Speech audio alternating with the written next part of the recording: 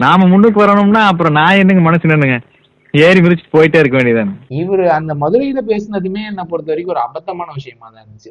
மதுரை கிழக்கு விஜய், மதுரை வடக்கு விஜய், திருமங்கலம் விஜய், திருப்பரங்குன்றம் விஜய், என்ன எல்லா தொகுதி பேரையும் போட்டுட்டு விஜய் விஜய்ன்னு சொல்லிட்டு போயிட்டாரு. இது எந்த அளவுக்கு வந்து ஒரு பொலிட்டிக்கல், ஏன் ஒரு படத்துல எனக்கு தெரிஞ்சு தமிழ் சினிமால, இந்திய சினிமா, உலக சினிமாலேயே எல்லாமே பண்ணி ஒரு சினிமா எடுத்ததுன்னா டி ராஜேந்தர் அவர்கள் மட்டும்தான். ஏன் இவர் director Vijay, cameraman Vijay, editor Vijay, lightman Vijay, எல்லாமே நான் தான், இவரால் ஒரு சினிமா எடுத்துட முடியுமா? அதுவே ஒரு பெரிய ஆர்கனைசேஷன் ஸ்கில் வேணும், சாதாரண விஷயம் கிடையாது. சோ இந்த 30 வருஷமா சினிமாவில் இருக்கிற அவருக்கு கண்டிப்பா தெரிஞ்சிருக்கணும், ஒரு படத்தை கூட ஒரு ஆளால எடுத்துட முடியாது. கண்டிப்பா அதுவே வந்து பொலிசில ப்ளூமும் டிஆர் மாதிரி ஒருத்தராலதான் பண்ண முடியும். அதுலயுமே ஒரு மேக்ஸிமம் டிபார்ட்மெண்ட் ஹோல்ட் பண்ணாலே செட்டு போறது எல்லாமே இருப்பாங்க. நான் சொல்றேன், ஒரு விளையாட்டு சொல்றேன். சோ அப்படிங்கிறப்ப ஒரு ஸ்டேட்டை ஆள்றதோ ஒரு எலெக்ஷனை ஃபேஸ் பண்றதோ ஒரு ஆளாலாம் தலைகிதான் படைத்தளபதி புஷி ஆனந்த் இருக்காரு. எனங்கிற என்னமோ சசிகலா மாதிரி ஒரு உருவமா தான் அவர் உருவெடுத்து வர்றாருன்ற மாதிரி ரொம்ப ஒரு பயமா இருக்கு. வேற யாரும் உனக்கு பிரச்சனை இல்லை, அவன் கூட இருக்கவனுக்கு தான் பிரச்சனை. எனக்கு ஒரு விஷயத்த அவரை பார்த்தா பாவமா தான் இருக்கு. ஏதோ இவர் வந்து அரிஸ்டாட்டலையும் மார்க்கஸ் அரேலியஸையும் வந்து வளர்த்து வச்சிருக்க மாதிரி ரசிகர்களா, அத வந்து இவர் தப்பா கைட் பண்ண அவரை போட்டு அடிச்சு அவர் என்ன பண்ணுவார்? கரண்ட் கம்பத்திலையும் கம்பி பண்ணி ஏறி குதிச்சுக்கிட்டு இருக்கிற ஒரு கூட்டத்தை அவர் மட்டும் என்ன கட்டுப்படுத்திடும்? அப்படி சர்க்கஸ் ரிங் மாஸ்டரா இருந்த இப்போ நீங்க சொன்னீங்கல்ல தொடர், அதாவது சினிமான்ற இதுலயுமே ஒவ்வொருத்தவங்களோட பங்குன்றது இருந்தா மட்டும்தான் அந்த படம் வெற்றி ஆகுன்றது. சினிமான்ற நீங்க சொன்னதுனால இன்னொரு விஷயம், இப்போ அவரு ஈழத்தமிழர்களை பத்தி பேசினாரு. இந்த மீனவர்கள் அந்த மீனவர்கள் பிரிச்சு பேசுறாரு, நாங்க பாசிச பாஜக கிடையாது டைலாக் எல்லாம் நிறைய அடிச்சு விட்டாருன்னு வச்சுக்கோங்களேன்.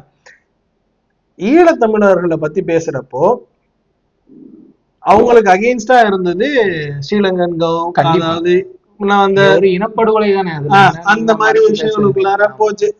இப்போ அவரு இவ்வளவு பேசினாரு, அதுல ஒரு முக்கியமான விஷயமும் ஒண்ணு சொன்னாரு. என்னன்னா, இப்போ நான் அரசியலுக்கு வரல, 2011 16 வருஷத்துக்கு முன்னாடியே நான் ஒரு பொதுக்கூட்டத்தை நான் நடத்தினேன், அதுல வந்து நடத்தினேன்ற மாதிரி சொன்னாரு. ஆக்சுவலா அவர் நடத்தல, அது அவர் கலந்துகிட்டாரு, அவரு ஒரே உருட்டா உருட்டிட்டாரு, வாயினி உருட்டுன்ற மாதிரி நாம கேட்டுக்க வேண்டியதுதான்.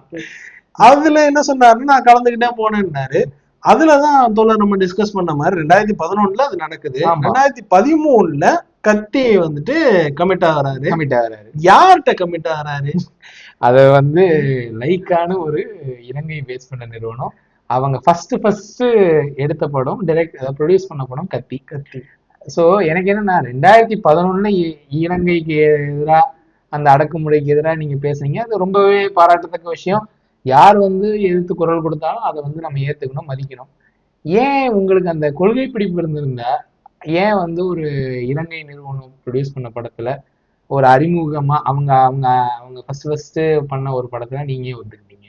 கண்டிப்பா. அப்ப நீங்களும் வந்து தொழில் வேறு அரசியல் வேறு அப்படின்ற மாதிரி உருட்டுறீங்களா? அப்ப எனக்கு என்னன்னா, சோ இத வந்து இந்த டைலாக் வந்து பாத்தீங்கன்னா, லால் சிங் சட்டாவை வந்து ஹிந்தியில வந்து ரெட் ஜெயண்ட் பிக்சர் ரிலீஸ் பண்ணப்ப இதையே வந்து நிறைய பேர் உதவி கேட்டப்ப தொழில் வேறு அரசியல் வேறுங்க. எனக்கு என்னன்னா, அந்த சினிமால இருந்து வர்ற எல்லாருமே ஒரே மாதிரிதான் இருக்காங்களோன்னு தோணுது. இவரும் அதே உருட்டுவாருன்னு நினைக்கிறேன். ஏன் சார் லைக்காவோட அப்ப நீங்க இலங்கை தமிழருக்கு ஆதரவா நீங்க பேசிருக்கீங்க, அப்ப ஏன் வந்து ஒரு ஸ்ரீலங்கன் நிறுவனம் இதை பண்ணது நீங்க ஏன் அன்னைக்கு வந்து ஒத்துக்கிட்டீங்க அப்படின்னு?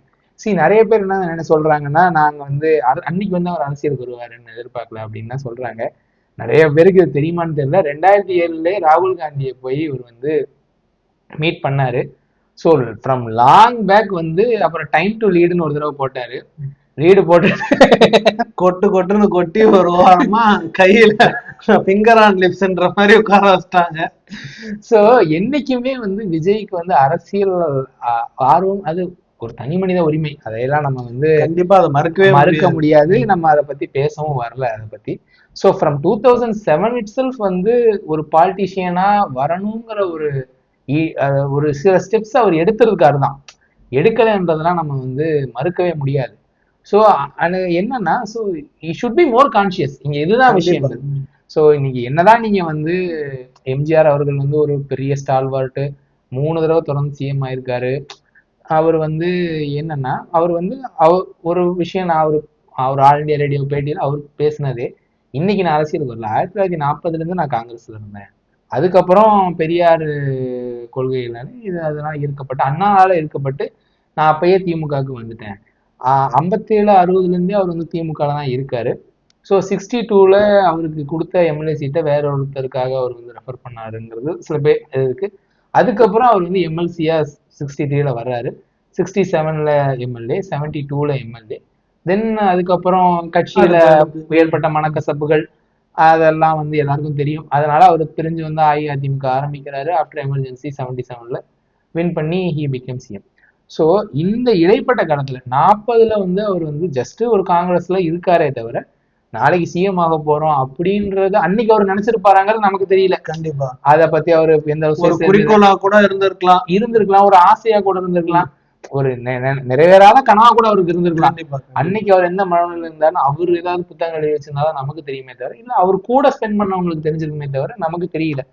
But he made a conscious decision that அவரோட இமேஜ் என்னைக்குமே பாழாயிடக்கூடாது அப்படிங்கிறதுல ஃப்ரம் டே ஒன் அவர் பிலிம் கரியர் பிகினிங்ல. ஏன்னா ரொம்ப ஈஸியா இன்னைக்கு விஜய் வந்து 17-18 வயசுல I think college first year முடிச்ச வாக்குலயே 19 வயசுல அவர் நடிக்க வந்துட்டாருன்னு நான் நினைக்கிறேன். நெப்போட்டிசத்துல வந்துட்டாரு. அது எப்படி வேணா எடுத்துக்கலாம். ஸோ ஐ திங்க் 33 வருஷம் கரியர், இன்னைக்கு அவருக்கு 51 வயசுன்னா அரௌண்ட் 18 அவர் உள்ள வந்துட்டாரு. ஓகேவா? ஸோ இவரோட அப்ப அவர் எம்ஜிஆர் அவர்களுக்கு ஒரு 40 வயசு ஆயிருச்சு அவர் உள்ள வர்றப்ப. ஃப்ரம் டே ஒன் அவர் வந்து எனக்கு தெரிஞ்சு சினிமாவில் வந்து சிகரெட் பிடிக்கிற மாதிரியோ தண்ணி அடிக்கிற மாதிரி காட்சிகளோ அவர் நடிச்சதே கிடையாது. அதே மாதிரி பெண்களை மரியாதை நடத்துற மாதிரி எந்த காட்சியிலையும் அவர் நடிச்சது கிடையாது. அது வந்து ரொம்ப கான்சியஸா இருந்திருக்காருங்கிறதுல அவர்.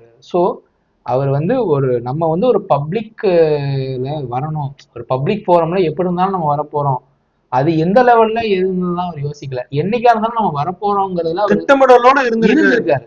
ஸோ ஒரு கான்சியஸ் டெசிஷன் எடுத்து என்னைக்கு நம்ம இந்த இமேஜை காப்பாத்திக்கணுங்கிறதுல ரொம்ப கான்சியஸா இருந்திருக்காரு. ஸோ இப்ப வந்து அவருக்கு கைட் பண்றதுக்கு அன்னைக்கு எத்தனை பேர் இருந்தாங்கிறதுலாம் கேள்விக்குறியான விஷயங்கள். But he made a self conscious decision.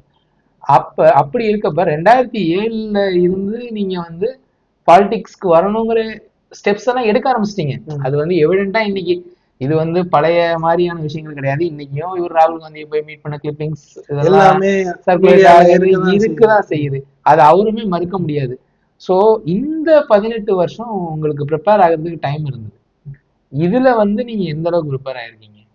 கண்டிப்பா அதே மாதிரி தொடர் நீங்க அவர் ப்ரிப்பேர் ஆகலன்றது வந்துட்டு ரொம்ப ஓப்பனா தெரியுது அவர் பேசுற விதங்கள்ல, அவர் நடந்துக்கிற விதங்கள்ல. இப்போ அவர் பேசுனதை இப்படி அடக்குமுறையா திணிக்கிறது, அவர் அடக்குமுறையா பண்றதுல ஒரு பேப்பரை பார்த்துதான் படிக்கிறாரு. அதுவுமே வந்துட்டு சரி நம்ம அதை குறை சொல்லணும்ன்றதெல்லாம் தாண்டி இதே வேற யாராச்சும் பேப்பரை பார்த்து படிச்சாங்கன்னா, ஒரு மக்கள் தலைவனா இருக்கிற ஒரு ஆள் பேப்பரை பார்த்து படிக்கிறாரான்னு ஸ்டாலினையும் விமர்சனம் வச்சிருக்காங்க, எடப்பாடி அவர்களுக்கும் விமர்சனம், எல்லா பொது வாழ்வியல இருக்க ஆளையும் ஒரு விமர்சனம் வச்சிருந்திருக்காங்க. அதை தாண்டி நீங்க ஒரு 30-35 வருஷமா அததான் தொழிலாவே செஞ்சுக்கிட்டு இருக்கீங்க. உங்களுக்கு கொடுக்கப்பட்ட டைலாக்ஸ மனப்பாடம் பண்ணி டெலிவரி பண்ணணும், அதுதான் உங்களோட ஒரு பிரதானமான தொழில். கோடியில சம்பாதிக்கிறீங்க அதை வச்சுதான். அதுலயுமே வந்துட்டு நீங்க பார்த்து படிக்கிறப்போ உங்களுக்கு அடக்குமுறைன்ற வார்த்தை, அடக்குமுறைன்றது வந்துட்டு எவ்வளவு பெரிய வார்த்தைன்றது சொல்லணும்ன்ற அவசியம் இல்லை. அடக்குமுறைன்னு 2 தடவை மிஸ்டேக்கா சொல்றீங்கன்னா எந்த அளவுக்கு நீங்க அதை ப்ரிப்பேர் பண்ணலன்னு சொல்றதா, இல்ல ஒரு